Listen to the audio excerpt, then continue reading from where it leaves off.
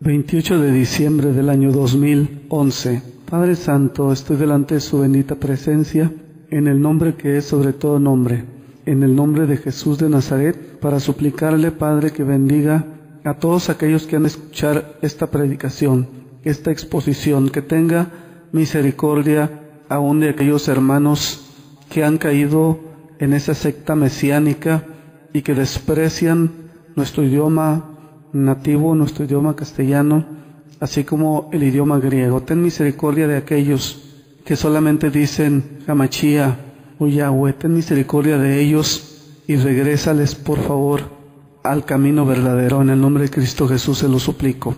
El tema de hoy que voy a compartir es interpretando correctamente la palabra de Dios. Un saludo de parte del pastor Juan Navarro desde la ciudad de Torreón, Coahuila, en el norte de México. Dios les bendiga, preciada gente, Dios le bendiga, querido hermano, querido amigo, que el Señor le bendiga. En esta base bíblica de 2 Timoteo 2:15, es la primera base bíblica que voy a hacer y vamos a estar considerando 8 versiones diferentes de este mismo texto bíblico. Y debo decir que para interpretar correctamente la palabra de Dios necesitamos conocer la palabra de Dios primeramente, luego saber leerla en su idioma original, lo que se llama exégesis, pero también una regla de interpretación bíblica tiene que ver con el contexto cultural en el cual se escribió ese texto, a quién se le escribió, bajo qué circunstancias políticas, religiosas y culturales. Considerando todo esto, se va a hacer una correcta interpretación de la palabra de Dios. La base bíblica en segunda carta de Pablo a Timoteo, capítulo 2, versículo 15, voy a leer 8 versiones diferentes de las Escrituras de este mismo texto. Esta primera lectura corresponde a la Reina Valera de 1960. Dice allí: procura con diligencia presentarte a Dios aprobado, como obrero que no tiene de qué avergonzarse, que usa bien la palabra de verdad. La versión número 2 corresponde a la Nueva Versión Internacional de 1999. Dice allí: esfuérzate por presentarte a Dios aprobado, como obrero que no tiene de qué avergonzarse y que interpreta rectamente la palabra de verdad. La número 3 es una versión católica, la Biblia de Jerusalén, de 1976. Procura cuidadosamente presentarte ante Dios como hombre aprobado, como obrero que no tiene por qué avergonzarse, como fiel distribuidor de la palabra de la verdad. La número 4 es la King James del año 2000. Palabras que estamos considerando es solamente las que hablan de la interpretación. Rightly diving, la palabra en inglés es rightly diving, o sea que divide rectamente la palabra de verdad. La número 5 es la versión Kadosh israelita mesiánica de Diego de Asunción. Dice: haz todo lo que puedas para presentarte a Yahweh como alguien digno de aprobación, como un obrero sin necesidad de avergonzarse, porque maneja sin titubeos la palabra de la verdad. La número 6 es la Brit Hadasha de 1999. Dice así: procura con diligencia presentarte a Elohim aprobado, como obrero que no tiene de qué avergonzarse, que traza bien el devar de Emet. La número 5 es el interlineal griego-español. Como ustedes comprenderán, aparecen palabras en griego y en español. Voy a leer aquellas que aparecen en español. Dice: procura diligentemente a ti mismo aprobado presentarte a Dios como obrero sin avergonzarse, cortando derecho la palabra de la verdad. Finalmente, la versión número 8 corresponde a la Septuaginta, versión griega al español por Guillermo Huneman. Dice así: afánate para ti mismo, probado presentarte a Dios, obrero inavergonzable, recta cortando la palabra de la verdad. Amén. Introducción y desarrollo. Es vital para lograr una correcta interpretación de los libros sagrados considerar varios aspectos como lo son la misma palabra de Dios escrita en sus idiomas originales, el hebreo, el arameo y el griego.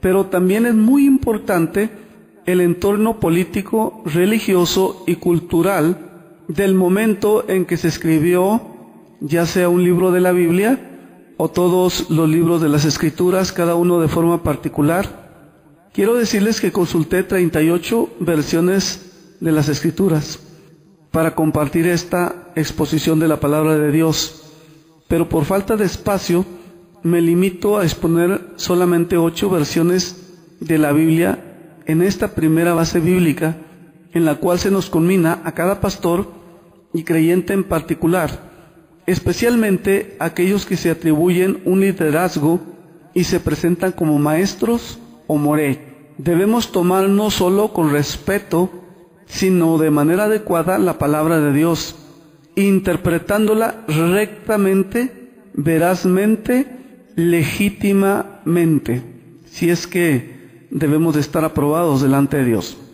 Hay una secta de nuevos mesiánicos gentiles que está causando mucha división y apostasía entre las iglesias cristianas evangélicas, tanto entre creyentes como en pastores, quienes al buscar nuestras raíces judeocristianas no han sabido poner un límite correcto y han sido tragados por esta nueva secta voraz y destructiva a la cabeza de falsos maestros mesiánicos gentiles. El perfil de esos falsos maestros mesiánicos gentiles es que ellos son apóstatas del cristianismo, es decir, ellos eran creyentes o pastores cristianos y de pronto renegaron de la fe y creyendo o tratando de corregir cayeron en manos de esos lobos mesiánicos impostores. También engañan perversamente al usurpar los símbolos patrios de Israel, como la bandera, el candelabro y todo lo que usan en su culto. También apostatan de sus propios nombres, ya sea que sean americanos o hispanos, sus nombres auténticos, para ponerse un sobrenombre hebreo. Aunque lo más perverso no es eso, sino sus novedosas interpretaciones de las Escrituras y su ataque feroz a las doctrinas fundamentales del cristianismo, descalificando también el idioma en que están traducidas la mayoría de las versiones de la palabra de Dios, y haciendo hasta lo imposible porque el culto se lleve a cabo en el lenguaje hebreo solamente. Abierta y directamente los acuso de ser falsos maestros, enemigos de Cristo, de la iglesia cristiana y del santo evangelio que se nos ha conferido proclamar, enseñar y defender. Estos falsos maestros enseñan herejías abominables y perversiones tanto de la Torá como del evangelio cristiano.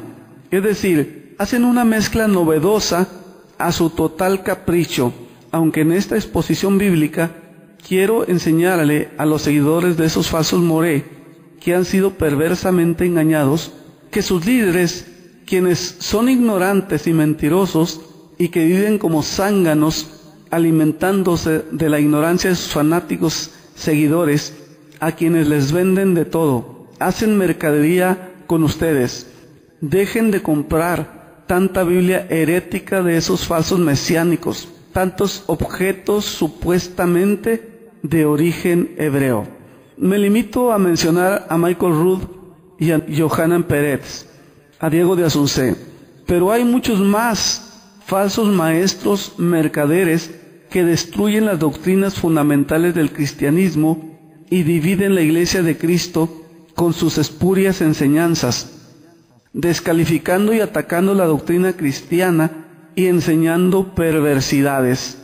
Me limito en esta primera exposición a un breve análisis de la misma palabra escrita que he tomado como del contexto cultural en la época del nacimiento de Cristo. Aproximadamente entre 250 y 300 años antes de que Cristo naciera, Israel fue conquistada por los romanos, quienes a su vez habían sido también conquistados por Alejandro el Grande.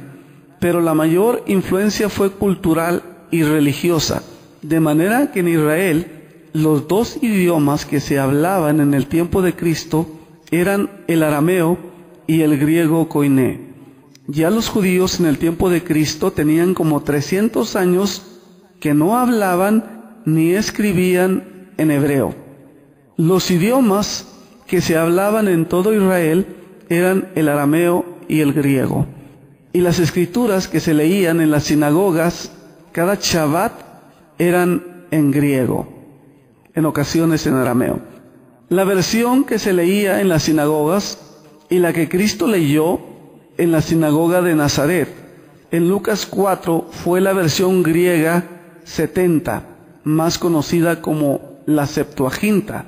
Dice la palabra de Dios que Cristo leyó en esa sinagoga de Nazaret, según Lucas 4, 16.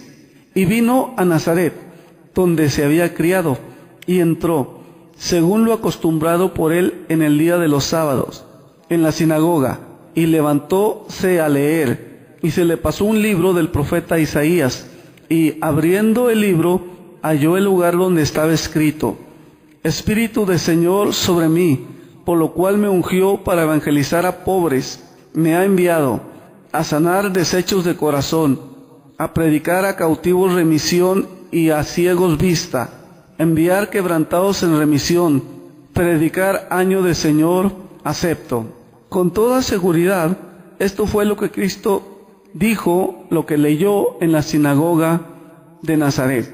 He leído la versión de la Septuaginta al español. Es por demás importante, a fin de aprender la palabra de Dios y de enseñarla correctamente, conocer lo que el escritor sagrado escribió en el idioma original y dentro de qué contexto cultural lo escribió. Aquellos hermanos sinceros y moré que enseñan que el culto debe ser en el lenguaje hebreo, mienten. Mienten al enseñar que Cristo hablaba hebreo y que su enseñanza estaba dada en hebreo.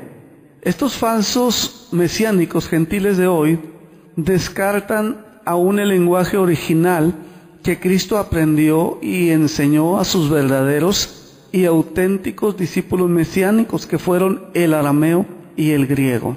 Estos falsos mesiánicos gentiles lo hacen con dolo para sacar provecho, ya que algunos de ellos saben esta información, pero la ignoran. Estos falsos mesiánicos lo que están logrando verdaderamente es poder. Tienen poder sobre sus fanáticos seguidores y tienen control y sumisión de esa gente. Ellos los someten a sus seguidores y los siguen ciegamente y les creen todas y cada una de sus mentiras. En esta base bíblica que hemos considerado, vemos que 7 versiones están correctas, ya que dicen lo mismo, y la que supuestamente se hizo para corregir a las demás tiene un error grave de interpretación, ya que saca de contexto la advertencia de Dios hacia aquellos que se atreven a tomar su palabra e interpretarla caprichosamente. Esta es la versión Kadosh, que algunos hermanos y pastores se han esforzado en comprar como otras versiones mesiánicas que supuestamente son mejores traducciones, pero que les he comprobado que son peores y aún heréticas al cometer el pecado de adición y omisión de los textos o de palabras.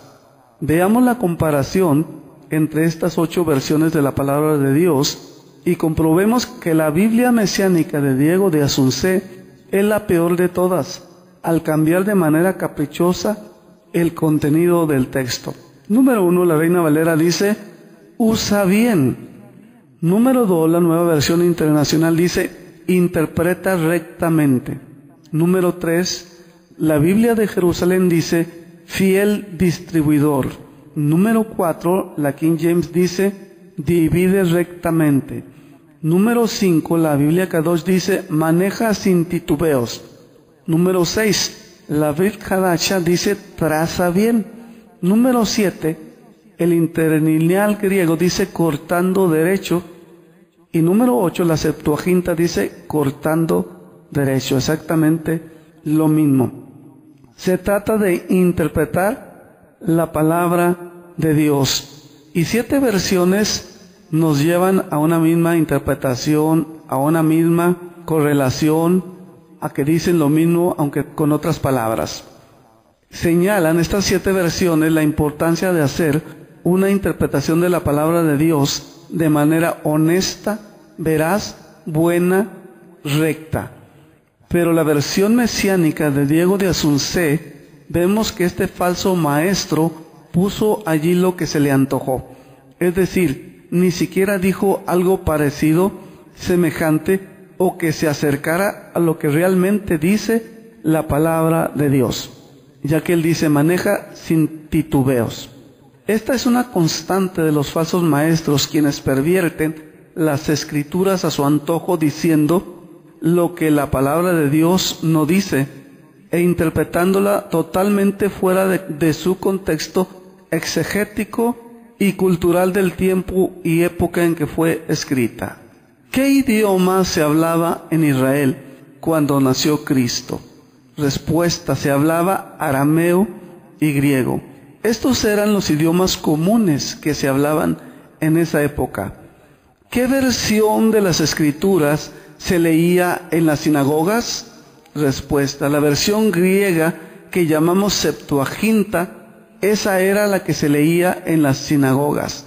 Vea y conozca la siguiente información, que está disponible para todo aquel que con honestidad quiere investigar su fe. Claramente debemos entender que la Torá hebrea en el tiempo de Cristo no existía. Los escritos sagrados estaban en arameo y griego, idiomas comunes de todo el pueblo, ya que el pueblo de Israel tenía 300 años que había dejado de escribir y hablar hebreo. Toda la Torá que tenían en las sinagogas estaba escrita en el idioma arameo y griego. Veamos qué dice la enciclopedia de Wikipedia. La Biblia griega, comúnmente llamada Biblia Septuaginta o Biblia de los 70, y generalmente abreviada simplemente LXX mayúsculas, fue traducida de los textos hebreos y arameos más antiguos que las posteriores series de las ediciones que siglos más tarde fueron asentadas en la forma actual del texto hebreo arameo del Tanaj o Biblia hebrea. Representa una síntesis en que se subraya el monoteísmo judío e israelita, así como el carácter universalista de su ética.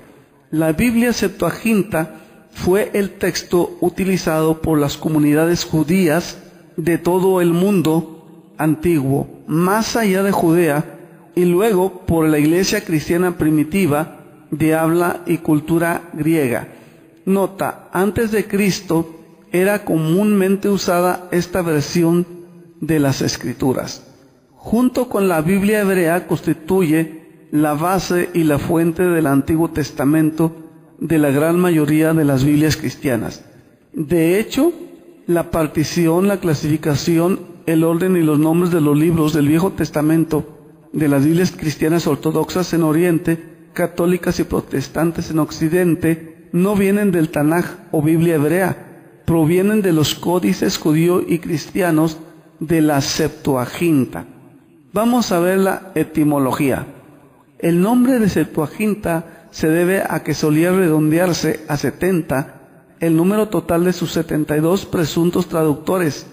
La carta de Aristeas presenta como un hecho histórico una antigua versión, de acuerdo con la cual, por instrucciones de Ptolomeo II Filadelfo, entre los años 284 y 246 a.C., este monarca griego de Egipto pidió a Israel al sumo sacerdote, y fueron enviados 72 sabios judíos, enviados por este sumo sacerdote de Jerusalén, y trabajaron por separado en la traducción de los textos sagrados del pueblo judío, es decir, del hebreo.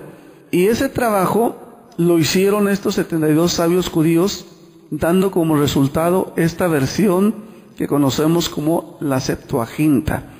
Sin embargo, sabemos al presente que uno de los criterios de autoridad más frecuentemente implementados en esos contextos histórico-geográficos consistía en atribuir a los textos sagrados un origen que se pudiera remontar a hechos extraordinarios, aunque en general se trataba de textos vertidos en lenguas semíticas, hebreo y arameo, algunos de cuyos escritos fueron redactados de forma original en la lengua griega. En general se piensa que la Septuaginta había sido formada con el objetivo de cultivar la fe de las comunidades de israelitas piadosos que vivían en la diáspora y que se comunicaban en la lengua griega común, o sea, este era el idioma común de estos judíos. En aquella época residían en Alejandría una muy nutrida y numerosa comunidad de inmigrantes hebreos. Sin embargo, dado que la orden habría provenido del rey Ptolomeo II Filadelfo, también es muy probable que el fin de la misma fuera proveer a la biblioteca de Alejandría de una versión griega de los textos sagrados hebreos. Hagamos un breve resumen de la historia de Israel, su contexto cultural, social, político y religioso. Asentamiento y conquista, la tierra de Israel en tiempos de la Biblia. Las tribus cananitas fueron las primeras en asentarse en Israel y se convirtieron en sus principales habitantes hasta el segundo milenio antes de Cristo. Ya por entonces la zona era el lugar de encuentro de diferentes culturas: Egipto al sur, Mesopotamia y Asia Menor en el norte. Durante el segundo milenio antes de Cristo, varias tribus iniciaron la invasión del país, como los filisteos, que llegaron del Egeo y se asentaron en las llanuras costeras meridionales, y los hebreos, que procedentes de Mesopotamia se instalaron en las colinas. Nota: en aquella época los israelitas hablaban el idioma paleohebreo y el hebreo acádico. Los hebreos, conocidos como los hijos de Israel, formaban las 12 tribus que se unieron hacia finales del segundo milenio antes de Cristo a instancias del primer rey de Israel, Saúl. Su sucesor, David, amplió las fronteras del país y convirtió a Jerusalén, ciudad que hasta entonces había sido Jebusea, en su capital. Fue aquí donde su hijo, el rey Salomón, construyó el templo del arca. Es decir, en esa época se construyó el primer templo judío. Tras la muerte de Salomón, el territorio se dividió en dos, de manera que las 10 tribus del norte se establecieron en el reino de Israel y las otras 2 en el reino de Judá. En las colinas de Jerusalén, en el año 721 antes de Cristo, el reino de Israel fue conquistado por los asirios, lo que le llevó al exilio a esas 10 tribus y a que desde entonces se les haya considerado como perdidas. Por su parte, el reino de Judá cayó en manos de los babilonios en el 586 a.C., lo que supuso la destrucción del templo y el primer exilio de los hijos de Israel a Babilonia. Los babilonios a los bizantinos. Los persas conquistaron Babilonia en el año 539 a.C., y la tribu de Judá pudo regresar a Jerusalén, que formaba parte del imperio persa. Jerusalén resurgió de sus cenizas y se construyó el segundo templo ya para el año 333 a.C. El imperio persa, que incluía la tierra de Israel, fue a su vez conquistado por Alejandro Magno y en el año 66 por el general romano Pompeyo. Durante los 200 años siguientes el país fue gobernado por reyes judíos como vasallos de los romanos. Fueron tiempos turbulentos. En el año 70 después de Cristo, el templo quedó destruido tras una rebelión judía, y en el año 135 los judíos tuvieron que exiliarse de nuevo tras el estallido de otra rebelión. Jerusalén fue arrasada y en su lugar se construyó una ciudad romana. He hecho un pequeño resumen de la historia de Israel y debemos considerar, a fin de interpretar de manera correcta la palabra de Dios y la historia de Israel. Vemos que por la desobediencia rebeldía y apostasía del pueblo de Israel, fueron llevados cautivos, primero las 10 tribus que formaban el reino del norte, en el año 721 a.C., fueron conquistados por los asirios. El reino de Judá, las 2 tribus restantes les fue igual y por las mismas causas fueron conquistados por los babilonios en el año 586 a.C. Dios les concedió regresar en tiempo de Esdras y Nehemías para reconstruir el segundo templo, allá antes del año 333 a.C., aunque fue terminado por Herodes el Grande, gobernador, que fue impuesto por Roma y bajo quien fue ejecutado Cristo. Dentro de esas circunstancias religioso, político, culturales, es que se da la revelación de Dios en las Escrituras, y a fin de interpretar rectamente la palabra de Dios y estar aprobados delante de Dios como sus ministros, como maestros de la palabra de Dios, debemos interpretar rectamente la palabra de Dios, pero también debemos interpretar la historia, siendo veraces, teniendo temor de Dios al tomar su palabra y usarla para alimentar nuestra fe, como también para proclamar el Evangelio y enseñar y fundamentar a su pueblo en la fe, una vez dada a los santos, según Judas capítulo único. Si un hermano o si un pastor escucha esta exposición bíblica histórica y se aparta de la mentira de esos falsos mesiánicos gentiles, me daré por satisfecho, me sentiré gozoso por un alma que vuelva al redil del buen pastor. Sabemos que vivimos tiempos de gran apostasía, y esto incluye a estas nuevas sectas que vienen surgiendo. Conclusiones, quiero aclarar que no tengo nada personal en contra de ningún líder de ninguna secta religiosa, pero esta denuncia la hago como pastor legítimo de la iglesia que Cristo compró con su sangre. Como maestro de la palabra de Dios, hago una defensa del Evangelio y denuncio a esos mentirosos mesiánicos gentiles que son portadores de otro evangelio que lleva al infierno. Pablo el apóstol, en su carta a los creyentes de Galacia, advirtió de esa maldición para aquellos que son portadores de otro evangelio. Precisamente esta enseñanza mesiánica gentil es un novedoso evangelio falso, apócrifo, venenoso, que ha destruido la fe de muchos creyentes, aún de pastores. De antemano les digo que no pararé de denunciar sus herejías y mercadería que hacen. A los creyentes simples les digo en el nombre de Cristo, que si doctrinalmente no están capacitados, se abstengan de tener cualquier relación con esos falsos mesiánicos gentiles. A los hermanos y pastores que quieren investigar mal las raíces hebreas, no lo hagan por ningún motivo con un mesiánico gentil. Vaya con un rabino ortodoxo. Las principales razones sí va a aprender con un rabino ortodoxo. Y la segunda es que el rabino ortodoxo no hace proselitismo ni ataca la fe del cristianismo. Espero que si algún mesiánico gentil escuche esta exposición e investigación, tenga de parte de Dios la capacidad de analizarla, de sopesarla y de decidir por la salvación de su alma, que renuncie a esas mentiras perversas y se aparte de esos falsos morés, que son muchísimos y no se pueden mencionar a todos, tantos que cada día se ostentan como tales, sin tener ni la capacidad teológica y sin ser moré ni rabinos legítimamente acreditados. Son mentirosos, ignorantes de las Escrituras y falsos maestros de los cuales debe usted apartarse. Su servidor es un pastor cristiano por más de 34 años de vida cristiana.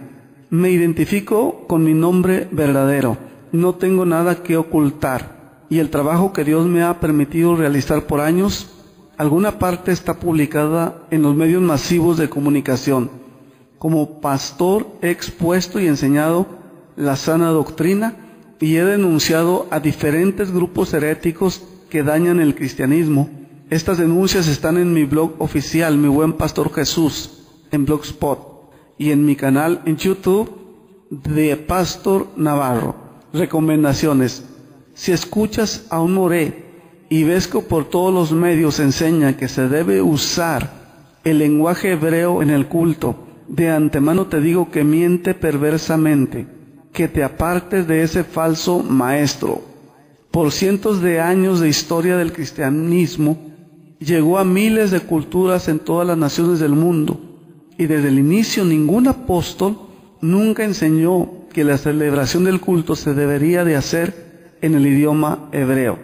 Los mismos judíos en su peregrinar tuvieron que aprender muchos idiomas por doquier que fueron llevados debido a su apostasía y rebeldía.